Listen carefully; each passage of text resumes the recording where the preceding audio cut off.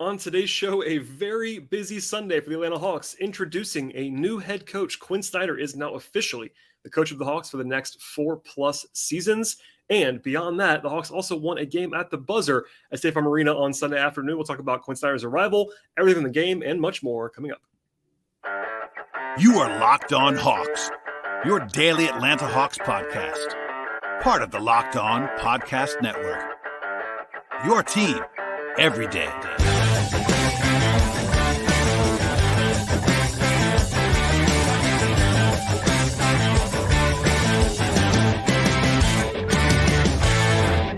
Hello, friends. Welcome to episode 1420 of the Locked On Hawks podcast.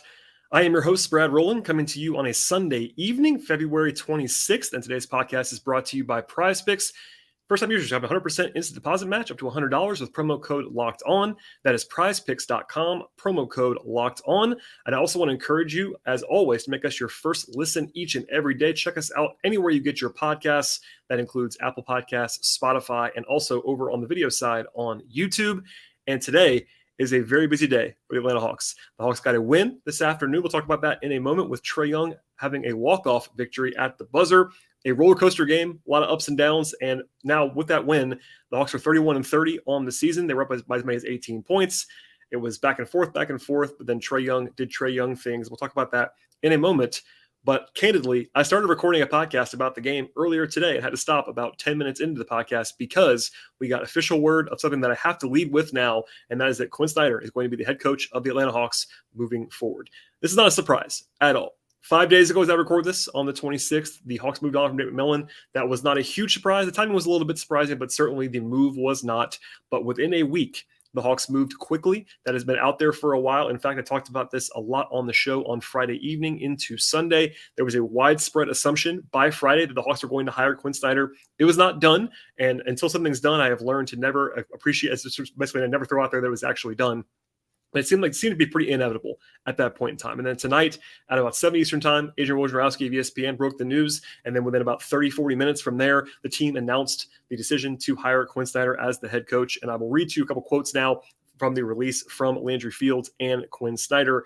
First, Landry said that it was clear that Quin had all the characteristics that the Hawks were looking for in their head coach. He referenced an incredible basketball and emotional IQ and, quote, the same core values and basketball philosophies that have honest communication and collaboration with players, tremendous attention to detail, and placing a great emphasis on player development, end quote. Snyder, for his also introduction, said that he is thrilled to be back in Atlanta. Of course, he was an assistant under Mike Budenholzer, I should say, with the Hawks back in 2014. He talks about Landry Fields having a reputation as tremendous and also is a high character, high quality individual, and said that the relationship basically was burgeoning from there. And he said that he's, quote, excited to collaborate with Landry to create a successful program that devoted Hawks fans are proud of and to cheer for. And I'm grateful to Tony, Jamie, and the entire Wrestler family for this opportunity, end quote, end quote. So obviously, again, no surprise here, but certainly big news, great news. Cliff's Notes version here before I come back to this later on. I like this hire quite a bit. As I said last week, if you're a new listener to the show, you would have missed this, but I thought that Snyder was the guy that I would have made say no a week ago. He would have been number one on my list, very clearly, of guys who were realistically available to the Hawks, being that he was out of the league right now. They could talk to him freely. That was probably a pretty big part of getting him on board this quickly. But Snyder, I believe, is a top 10 head coach in the league. He's a very quality hire. He has ties to the organization. He has really a good reputation for working with players, also on the offensive end of the floor, being innovative and also molding his schemes to personnel, which is a huge part of what the Hawks need on this roster. And as far as the details are concerned, a little bit early, obviously, Snyder's going to be introduced to the media on Monday afternoon, I should say. And we'll probably get some more details then about some of the backstory stuff. But it'll be a 5-year deal, according to Adrian Wojnarowski's reporting, and I've later confirmed that behind the scenes. One of those 5 years includes the rest of this season. So it's basically a 4-year deal plus the rest of this year. And he could begin coaching, this is according to Woj, as soon as Tuesday against Washington. I have asked the Hawks about that logistically. They don't really know yet. I'm sure we might learn that on Monday afternoon. The Hawks do practice on Monday morning. I assume Snyder will be at least around for that practice, and then they'll have a shoot around on Tuesday, but then they play again on Tuesday night against the Wizards. It'd be a very quick turnaround through that lens. Again, I recommend listening to the podcast I did on Friday night, which had about 15 minutes of Snyder talk. I will not repeat all of that now, but I do wanted to give kind of just some of the backstory and some of my broader thoughts at this point in time, because again, it was pretty well known on Friday that it was going to get done unless something went very wrong. But there you go at this point in time. In the Woj story on ESPN, he reported that Snyder and Trae Young have both expressed enthusiasm, quote, about working together, and that partnership will go a long way determining the success of the franchise, end quote. Also, he reported that Donovan Mitchell, quote, profusely praised Snyder in a private conversation with Trae Young after the game on Friday against the Cavs. And he told him, this is Mitchell telling Trae, how instrumental that Quin Snyder has been in his own development into an all-star. So that's obviously a great sign. Mitchell being a guy that was coached at the position that Trae Young plays back in Utah. He was the guy, Snyder had sort of his imprints on that development of that team in Utah. And that's a good sign that Trae is hearing that from a fellow star in Donovan Mitchell. That's a positive thing. Again, Quin is very well regarded in league circles. I will also say from the release, I was at least noting this, there was no additional title given to Quin Snyder. I think that was definitely maybe on the table, but at some point, maybe a possibility. But I speculated on the recent show on Friday. And by the way, I would not have loved this. So I think it's probably a good sign. This is not going to be the case, but he is not listed as a different front office title.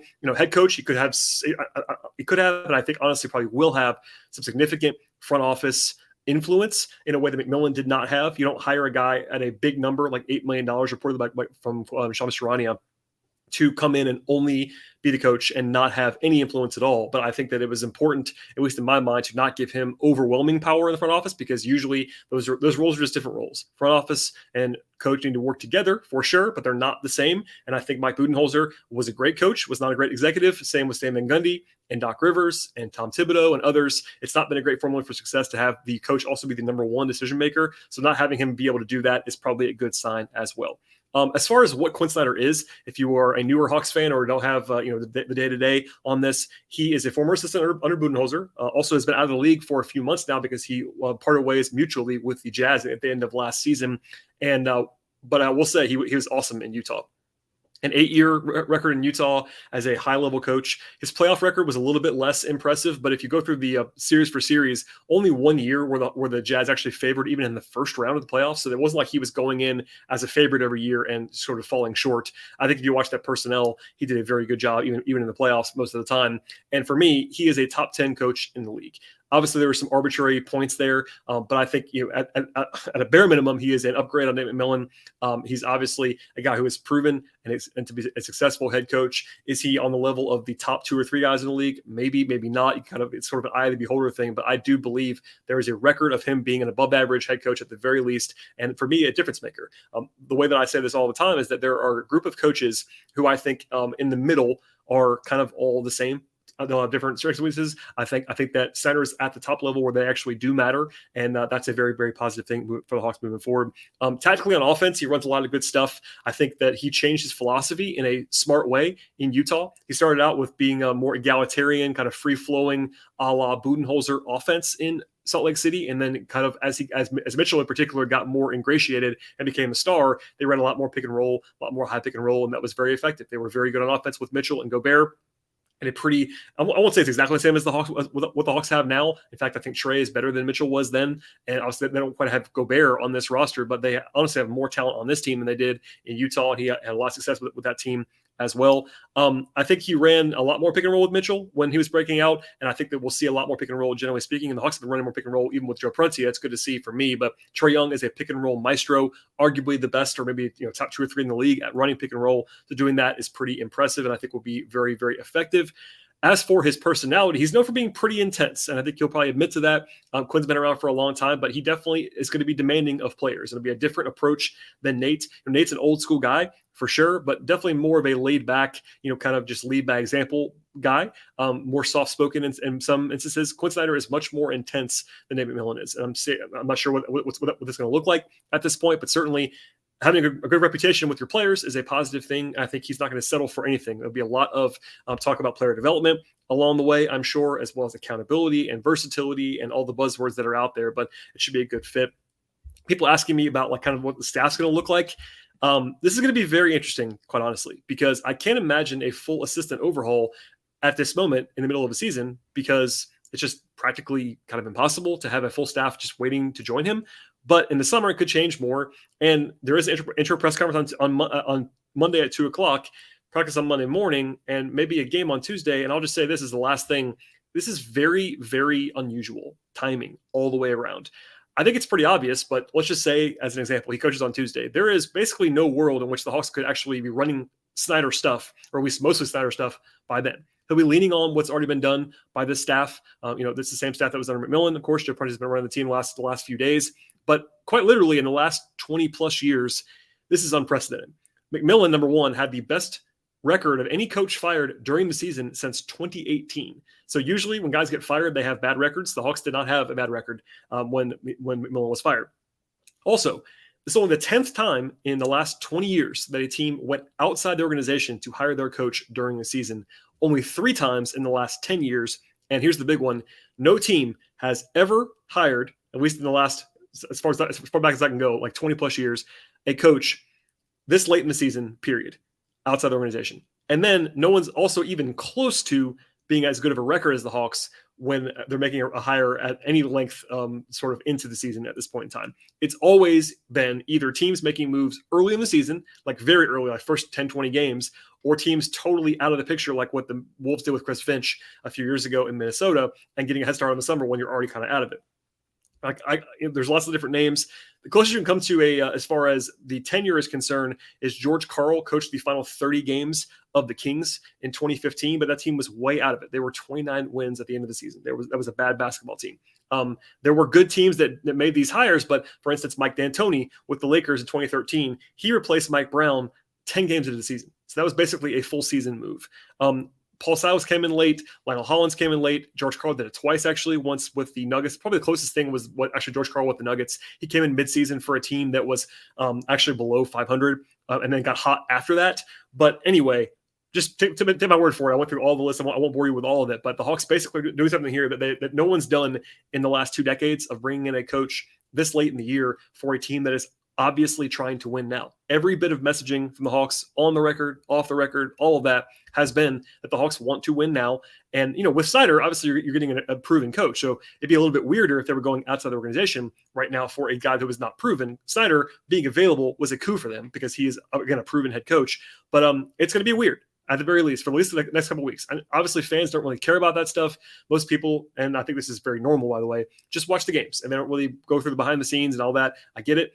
Practically speaking, though, just think about it.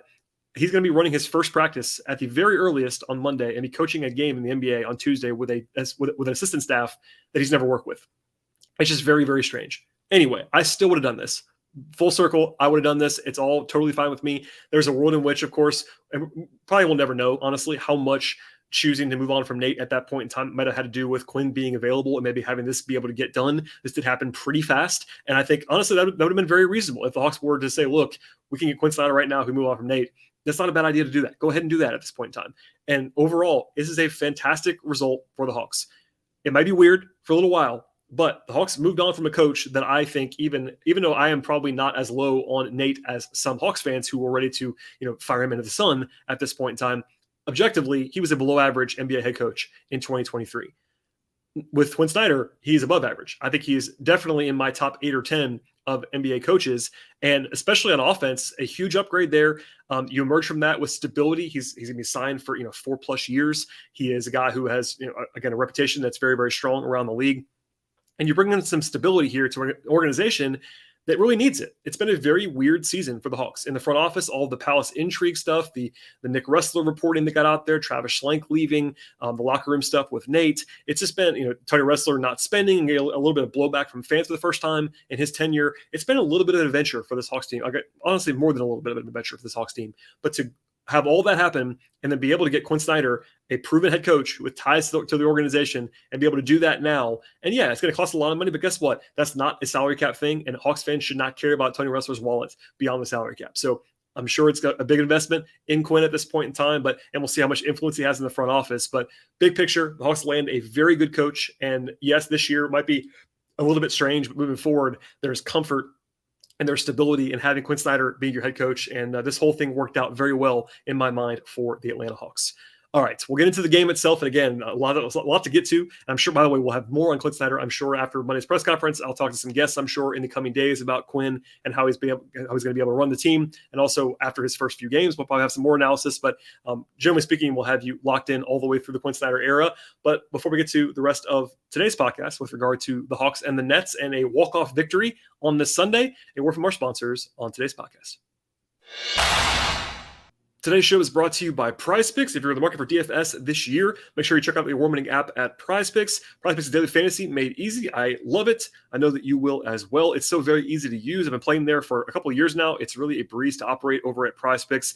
Pick 2 to 6 players. That's all you have to do. And then choose whether actually have more or less than a certain number of points or rebounds or assists or steals or other stats that you can look at on the box score. At PrizePicks, win up to 25 times your entry on any single entry that you are putting together. They offer numbers on any sport you can think of. That includes the NBA and college basketball, plus football stuff. They have MLB and NHL, PGA, soccer, esports, and much more. And a whole entry can be done in a minute or less. It's that easy and it's that quick. Plus, it's just you against the numbers, and it's really just that straight ahead. They have safe and fast withdrawals at PrizePicks, and they have operations in more than 30 states, including Georgia and Canada. At this point, download the app right now or go to prizepicks.com, sign up, play Daily Fantasy Sports. And if you're a first-time user, have a 100% instant deposit match up to $100 with promo code Locked On. Don't forget that promo code Locked On for your first deposit to get the instant deposit match up to $100. Check it out now at PrizePicks.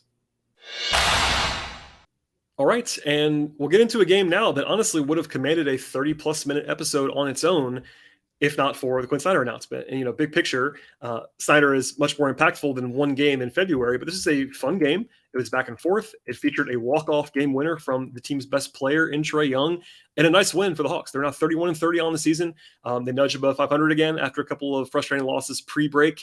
It was certainly not perfect by any means. They're up by as many as 18 points in this game, only to blow that lead and trail multiple times in the second half. And then they were up by 8 with about 80 seconds to go. Blew that lead as well on a not a buzzer beater, but a late game tying 3. But then Trae had enough time to walk it off. We'll get into all of what transpired in the game now.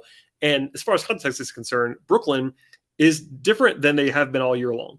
They're 34-26 after this loss, but this is not Kyrie. This is not Kevin Durant, but it is a team that I think has been probably unfairly written off at this point. The Nets still have, in my mind, like 12 or 13 quality rotation players, which is a weird situation to be in for a team that just traded a bunch of stars, but they're still talented. They're not on the same page just yet, but the Nets are, like, if the Hawks had lost this game, it would have been bad in that they had led by 18 points, but if they just lost this game, generally speaking, it would have been not great, but like the Nets are still decent in a lot of ways. Our friends at FanDuel did have the Hawks actually listed as 6.5-point favorites in this one, which is actually kind of high in my mind. The Hawks didn't cover that game, didn't cover the spread, obviously, in this one. John Collins returned after a brief hiatus in the concussion protocol, and also with back stiffness coming in the night. He was on a minutes restriction, which Prenti revealed after the game. Ended up playing reasonably well, at least after the first few minutes where he was actually pretty much struggling. But it was full strength for the Hawks in this game, and largely full strength for the Nets. No Ben Simmons in this one.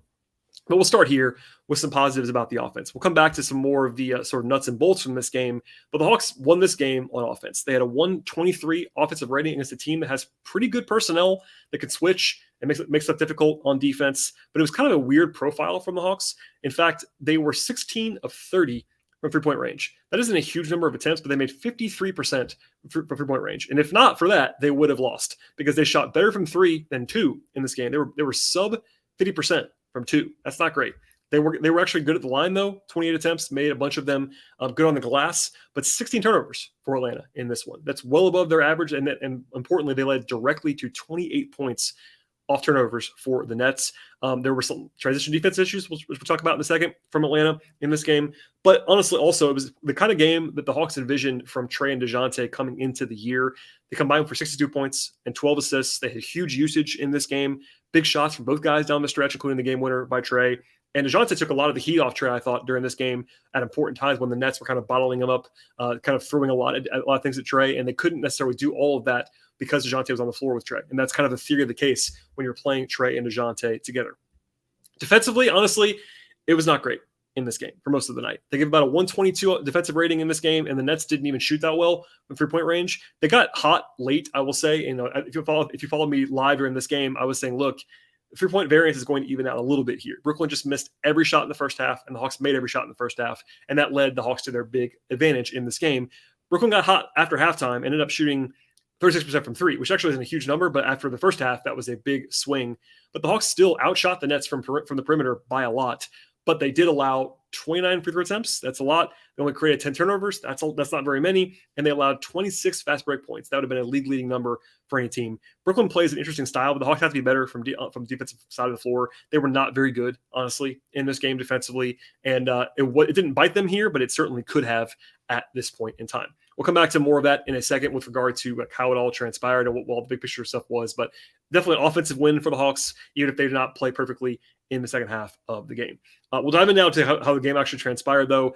They had some issues stopping the ball in transition, really the entire game, and that started out early on. They were a little bit spotty on offense early on in this game, actually. Kind of funny looking back at it. But the Nets have these like long and good defenders on the perimeter that seem to bother the Hawks a little bit at the outset. Also, as I said before, Collins looks like a player that has not been playing basketball for the last 10 or 11 days. For some background, if you're in the concussion protocol, you can't really do anything. And also, it was during the All-Star break, and he missed practice after that. So Collins had some rust, let's say, at the very beginning. He was not good in the first few minutes of this game. Prunty left Hunter in the game with 2 fouls early, but that was really a storyline all night long, was that Hunter was in foul trouble the entire game, and the Hawks were pretty flexible with their rotations in this one. As far as the actual rotation is concerned, it was fairly normal, I will say, but with a couple of changes. Like there was one thing that I was keeping an eye on because this is the first game in the post-Nate era where they actually had Collins available, and that's that Jalen Johnson did appear in the first half of this game. He didn't play the last time the Hawks were at full strength, and I hated that. This was good to see. I will say there was a lot of talk about how the Hawks made these big changes with the rotation, but it was mostly in the second half because of matchup stuff. Jalen kind of basically did what I thought they were going to do, and it was basically the fact that Jalen is the 10th man on this roster, very clearly. And I think for me, it was important to stress that he should be playing in every game. But if he's not playing great in the first half, you can bury Jalen Johnson if you need to. And that's what happened in this game. He didn't play in the second half. I had no problem with that at all. But just make sure he's available in the rotation. He's too talented to not play at all. And he's also impactful. If he's playing well, go to him more often. That's probably what the Hawks will do in the future. But the Hawks did really shoot the ball very, very well at the outset. They had a 154 offensive rating in the first quarter. Trae had 12 points, and they were in good shape. Brooklyn did kind of start chipping away because the Hawks were up by 18 points by the middle of the middle of the second quarter. And here's where I'll flag this: the Hawks in the middle of the second quarter were 8 of 12 from three.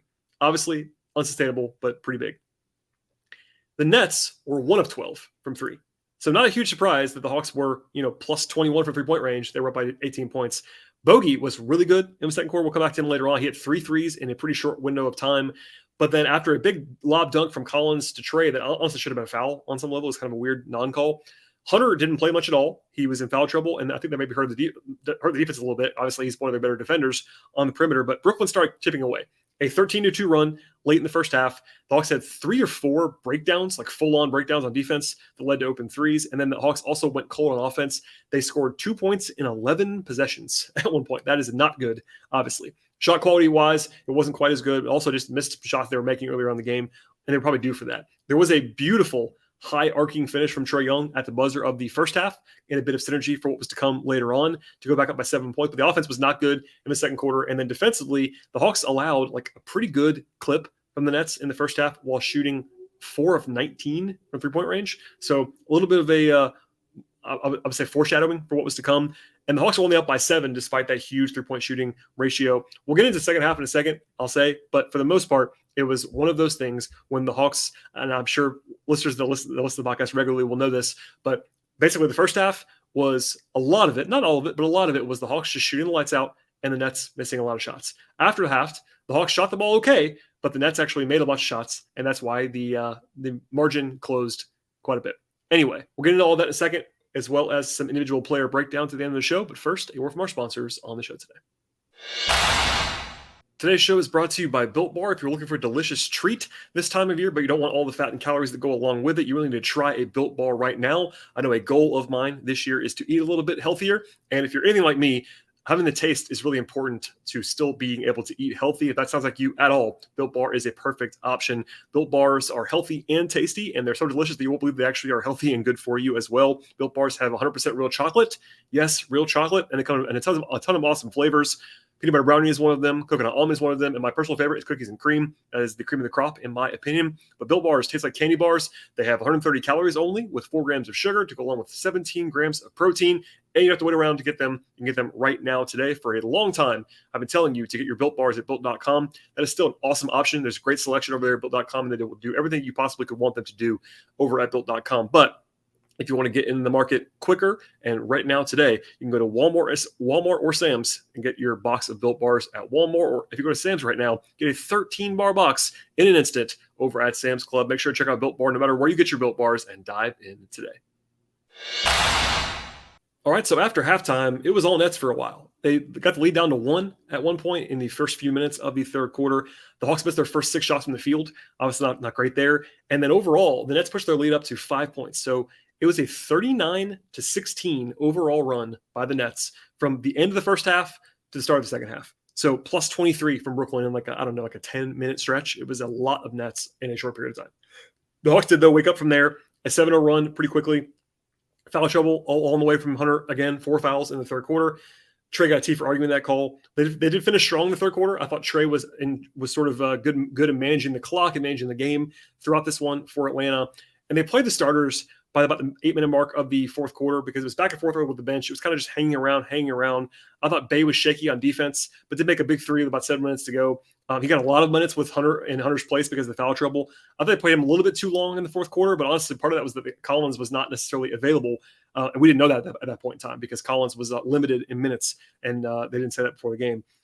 Bogey hit a jumper mid-quarter to go up by 8 points, and the Nets didn't score for like 3.5 minutes or so. But then the Nets got it going in there. It was really a lot of back and forth. Trae was in control. DeJounte had a big three after a near turnover to go up by 4 points. And then the Hawks, again, pushed it up to lead by 8 with 1:17 to go after, honestly, kind of a fortunate no call. I thought the officiating was very bad in this game on both sides of the floor, honestly, but there was a non-call the Hawks benefited from when I thought Bey fouled Bridges. There's one before that where the Hawks didn't get a call. Just some weirdness throughout this one, officiating-wise. Anyway, after a timeout, up 8, 1:17 to go, it wasn't quite over yet. The Nets scored immediately. DeJounte turned it over, and then the Nets hit a 3. It was a 5-point swing in like 30 seconds to flip this game around. Trae had a chance to put the game away again with a 3 and missed it. And the Nets ended up calling timeout, etc. And if you saw this play by now, I'm sure you have seen it if you're listening to this podcast. But they lost Cam Johnson for a game-tying 3 with about 7 seconds to go. There were multiple breakdowns here. I saw everyone pointing to Bogey, and rightly so, for helping off of a corner up by 3. Glenn Willis, my friend for Peachtree Hoops, has been on this show many times, and I'm sure we'll be back again in the near future. He just wanted to at least raise the flag that it could have not only been Bogey, and I agree with him. If you watch the play again, Saddiq Bey is a step or 2 probably to rotate over, a step slow, I should say, to rotate over. So it might have been Bogey's fault for just helping in a spot where you probably shouldn't be helping. And if you just watch the play, it seems like a total breakdown by Bogey. And then I think it was probably both. It was probably that and Saddiq Bey was a step or 2 late. And also the Hawks having to play Saddiq Bey and Bogey in a defense on the possession is not great. I think Bey is pretty bad defensively at times. Bogey is pretty bad defensively at times, and those two guys had to be out there. But if you look at it, John Collins was not available at that point. He'd already exceeded his minutes restriction, which I was about to raise the flag on this podcast. But then Prenti said after the game that he was not available. And then the other option would have been Trae, because you were going to put in an ice cold Jalen Johnson there who hadn't played in an hour and a half. And that's kind of it. AJ Griffin could have been the other option, but he's obviously a young guy who's not going to be any better probably than Bey and Bogey. So, not great there overall. It didn't bite them, but notable that there was a breakdown on that play. And what you can't do there is give up a 3 for the tie. And that's what happened in that spot. Of course, though, from there, Trae ends up walking it off after a timeout. Not a super easy shot, not a super tough one for him anyway, but he was very much in command of that play. He talked about it after the game. He knew how much time he had at that point in time. I was surprised the Nets only went one-on-one with him. Granted, it was Mikal Bridges, who's a great defender, but I thought they would have probably run a guy at him at the very end of that play. But Trae was just under control, calmly, and he's a star. And that was a star shot from him to walk it off and win the game at the very end.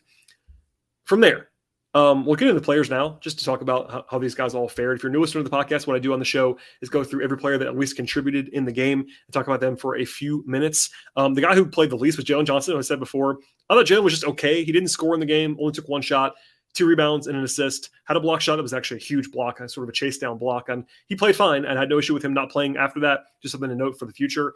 Also notable, AJ Griffin played 13 minutes. And 2 points, 2 rebounds. It wasn't like he was great, but and missed all 3 of his shots from the floor. But it was very clear to me that, at least in the Joe Prunty era tonight, they were certainly leaning on Saddiq Bey as being well ahead of AJ in the rotation, because Saddiq Bey was playing a lot of the 3 in this game in a way that that Griffin could have been playing. It wasn't like they were playing Saddiq at the 4 a lot, but they chose Bey over Griffin repeatedly in this game, and that was totally fine with me for the most part. Bey, speaking of Bey, he hit 2 threes. He was 0-3 from 2. Did play 32 minutes because of Hunter's foul trouble. Was plus 13 in the game. Defensively, I thought he was pretty rough, honestly. But offensively, he has to be guarded. That's very important in a lot of ways. And he was at least on the floor for a lot of their good units in this one. Okongwu was their best center in this game. And Prunty joked after the game that they played him like approximately 48 minutes in a row down the stretch. He played like the last quarter plus in the second half, and he was definitely gassed. If you watch the end of the game, he looks visibly tired, and he played a long time without a break. And that's not great. He had 5 fouls by the end, but had 10 points, 7 rebounds, and an assist and a steal. He wasn't like blow you away impressive like he was on Friday, but he was very good in this game for sure. And I think it was the right choice. I'm very pro Capella in a lot of ways, but against the Nets, who play small, and even their one big who plays, and Nick Claxton is a very mobile, athletic big man. It was just a better matchup for Okongwu in this game. And I think that was a good coaching point to go ahead and stick with him at the end of the contest. And then Bogey was brilliant, honestly. And it's a good reminder, and I said this during the game as well, it's a good reminder that with Bogey, like the Hawks basically have been at their best for the last 3 seasons whenever Bogey is Bogey, like actually healthy and cooking. It was obviously a little bit of an outlier tonight because he was plus 28 in the game. That's not going to sustain. But when he's healthy and has his legs, the Hawks have always been a very different team in a good way. 2 years ago, I talked about it a lot at the time, but he had the best stretch of his career and basically turned into this incredible sniper when they had their big run to the conference finals. Last year, when he was healthy and able to not be dragging his leg behind him, the Hawks were better. And I think he's obviously their third ball handler. I asked Prunty about that after the game. He talked about how cerebral Bogey is. But when he has his legs and his energy, he is a huge factor in a positive direction for the Hawks. When he's not that same guy, he can really hurt them on defense and all that stuff. But when he's himself, he unlocks something for the Hawks that's always been the case. It's always been underrated to me, at least nationally and even locally sometimes. I've been trying to bring that drum. If you watch, again, the best moments, the best weeks, the best months of the Hawks stretch the last few years, it's always been when Bogey has his legs and is playing well. That was the case in this one. He was very, very good in this game. To the starters, Capella was pretty quiet, 19 minutes, did have 12 rebounds, 6 points, and 1 block shot. Didn't have his best finishing game, missed a few bunnies around the rim, missed 4 free throws as well. And again, they went to a Okongwu that was totally fine. I think Capella was probably unfairly maligned in this game, but he wasn't his best by any means in this one. Hunter had a lot of foul trouble, 22 minutes, came in cold defensively, didn't play very well, just was kind of out of it all night long. Not in a terrible way, just didn't really have rhythm in this one. Collins played 26 minutes. Prunty declined to say what his restriction was, but he said he went over it. So I'm guessing it was probably that 22, 24 range. He hit 2 threes. That's very good to see from Collins. He's had a bad shooting season by every description from 3-point range. 12 points per rebounds. He had a really, really rough start. Later looked very creaky at the outset, but once he settled in, he played very well, had a huge dunk, and looked to be physically in perfectly fine shape. And then Trae DeJounte, again, both very, very good. DeJounte, 28 points, 4 assists, 3 rebounds. He's pretty efficient. 28 points on 21 shots. Totally solid. Trae, 34 points, 8 assists, 2 steals. He was pretty active defensively, I thought, especially in the first half of this game, getting up into Cam Thomas, I should say. And crucially, they didn't play Trae and DeJounte too much. They were both sub 35 minutes. That's very, very positive for me. He didn't have his 3-point shot in this game, 1 of 5, but got to the line 9 times. His floater game was there. He was in control. It was a very good Trae game on the whole. So a lot of stuff from this podcast, obviously. The headliner being Quin Snyder. We'll see what the timeline is. By the way, the folks at Bally Sports Southeast are going to carry the press conference live. So if you are a Hawks fan that has that ability to watch that channel, you can watch it at 2 o'clock on Monday. I'll probably have some highlights from that on a show on Monday evening into Tuesday. Please stay tuned for all of that stuff. I will not be there, candidly, because I have dental work that I cannot get out of, unfortunately. I really hate the dentist, just to be 100% transparent, but it's scheduled for 1:30. And of course, the Hawks scheduled the press conference for 2 o'clock. So my apologies on that, but I will catch up on that later on. If you want live updates, follow my friend Kevin Chenard, who I'm sure will be there, and others from the Atlanta media. From here, though, after that, as far as the games are concerned, the headline will be Quin Snyder's integration to the roster, but the Hawks are now only within 1 game of the Heat and 3.5 games behind the Knicks and the Nets. They play Tuesday at home against the Wizards in what might be Quin's debut, and they play again on Friday at home again. So no road games until next weekend. So it's a long stretch at home when you factor in the All-Star break. Ends up being more than 3 full weeks between road games. That's a very positive sign. And the Wizards lost to the Bulls today. I think the Hawks, if they're at full strength or at least something close to it, will be favored against the Wizards, and they should be at home. It's not an easy game. It's not a bad game at all either against a team that you're better than and you're playing them at home on normal rest. And we'll see if it's Snyder standing up on Tuesday or Joe Prunty or some combination of the two of them, because I'm sure while Quin Snyder would have just acknowledged that he's not going to be 100% up to speed by Tuesday night. Anyway, we'll keep an eye on all that stuff. And at the very least, we'll have podcasts after the games this week, as well as some insights from other people hopefully that I've asked to come on the podcast in the coming days as well. Please, and I ask this every time, but especially today, if you're a new listener to the podcast, please subscribe to this show across platforms: Apple Podcasts, Spotify, Stitcher, Overcast. Click on that auto download button if you are trying to support the show at the highest levels. Also over on YouTube, likes and subscriptions are fantastic over there as well. Ratings and reviews, 5 stars, nice comments, all that fun stuff. Follow the show on Twitter at Locked On Hawks. Follow me on Twitter at BT Rowland. Also follow my Patreon and my written work, patreon.com/BT Rowland, for all of your Hawk stuff behind the scenes. And yeah, I really appreciate everybody listening to the podcast on a busy, frantic Sunday. Hopefully we will have everything else that's new on the Snyder front ironed out between now and Tuesday, but stay tuned for that. And I really appreciate all the support as always. A fun day at the office for the Hawks. I'm sure Hawks fans should be thrilled at this point in time. And take it from me, I'm not always the guy who's telling you to be like overjoyed. This is a day and a night to celebrate if you're the Hawks. You got a good coach and a good win all in the same day, and you begin a new week on a positive note. All right, everybody. Thanks for listening to the podcast. As always, subscribe to the show, and we'll see you all next time.